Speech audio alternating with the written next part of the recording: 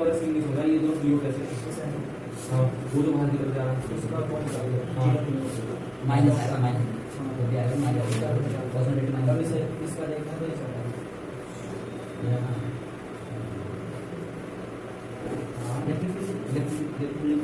हाँ ये तो मैं कह रहा हूँ कि साथ वो सिग्मा वर्ड पर सिग्मा वर्ड जीरो का आएगा ऐसा पता नहीं एनसीईआरटी क्वेश्चन है।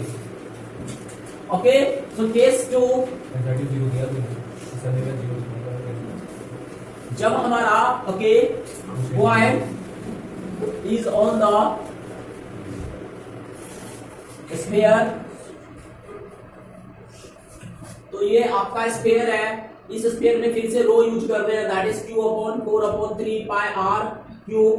ओके इस पे तुम्हारा चार्ज डिस्ट्रीब्यूटेड है। Okay so this okay is capital R। तो सिंपल सी बात है, जो पिछले क्लास में हमने करा था कि इस सिचुएशन में हम क्या करते हैं, मान लो पतला सा क्लोथ का कवर पहना दिए हैं, पतला सा कोई भी हम ऑब्जेक्ट प्रीशियस ऑब्जेक्ट को ढकने के लिए पतला सा क्लोथ उसके ऊपर रख देते हैं।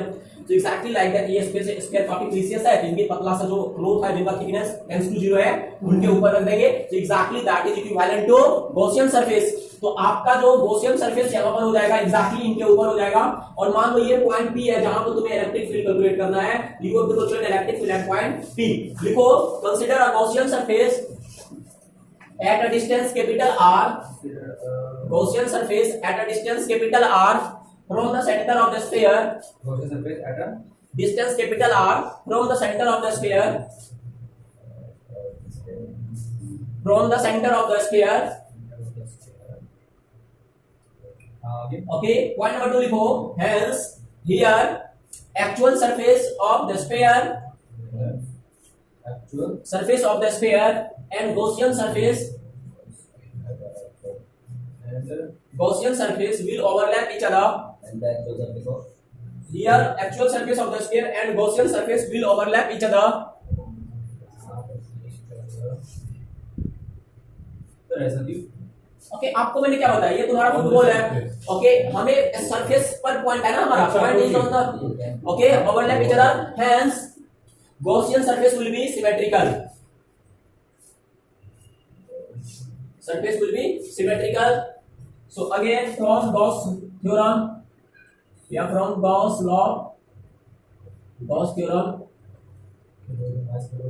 Okay, integration, closed integration of E dot ds should be what? Q in upon epsilon naught.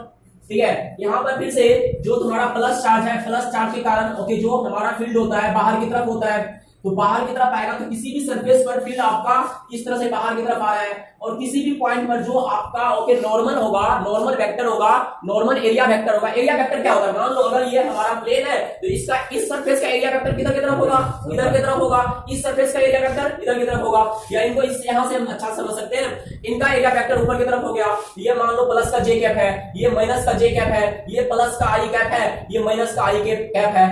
ठीक है, ये वाला मान लो प्लस ओके माइनस का के कैप है तो इधर प्लस का के कैप है। तो मतलब किसी भी प्लेन पर जो परपेंडिकुलर होता है दैट इज एरिया वेक्टर, और इलेक्ट्रिक फील्ड हमेशा उस प्लेन पर परपेंडिकुलर होता है, तो the angle between area vector and the electric field, so again here this angle will be 0 degree.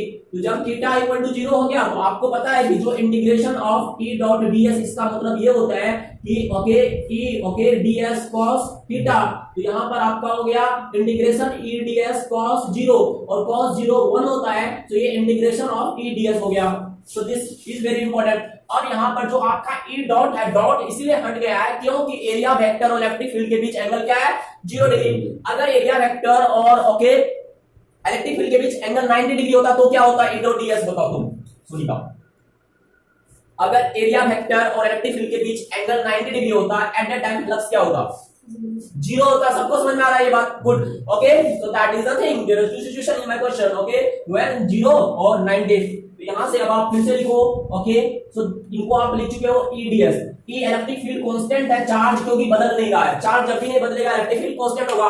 जब क्लास 12 के हम radio activity chapter radio activity material के बारे में पढ़ रहे, रेडियो एक्टिव मटेरियल के बारे में पढ़ रहे होंगे, एट दैट टाइम जब मेटल का डिसइंटीग्रेशन हो रहा होता है, जब किसी एटम का डिसइंटीग्रेशन हो रहा होता है, जब चार्ज बदल रहा होता है पर सेकंड एट दैट टाइम वहां पर इलेक्ट्रिक फील्ड भी बदल रहा होगा, लेकिन वो हमें अभी नहीं पढ़ना है।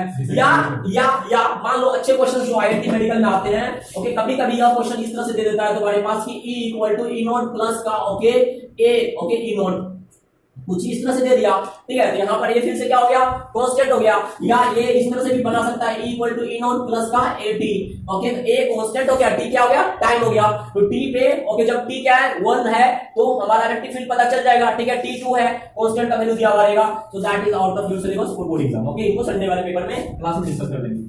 तो दिस इज द थिंग। सो ये हमारा EDS हो गया आपका। तो यहां से आप क्या लिख रहे हो, integration of EDS, okay. So this is the thing. Q in फिर से क्या होने वाला है बताओ Chirag, what will be Q in over here, सबको समझ में आ रहा है ना, Q इन Q होगा। तो Q in is over here Q, क्योंकि उस सरफेस के अंदर सारे के सारे वही है अपॉन एप्सिलॉन, ओके। ये E, ओके। यहां पर इंटीग्रेशन ऑफ जो DS है, ओके, बताएगा Sumit, what will B integration of DS over here, What will be integration of DS for this sphere? 4 pi r square. कौन सा r? स्मॉल या capital? Square के हाँ capital R. Capital R square. Okay, so that is the differences. Okay, so E into 4 pi R square. Okay, is equal to Q upon epsilon naught. यहाँ से आपका result क्या आ चुका है? Okay, 1 upon 4 pi epsilon naught into Q upon capital R square. So this is the very important. Okay, this is the thing.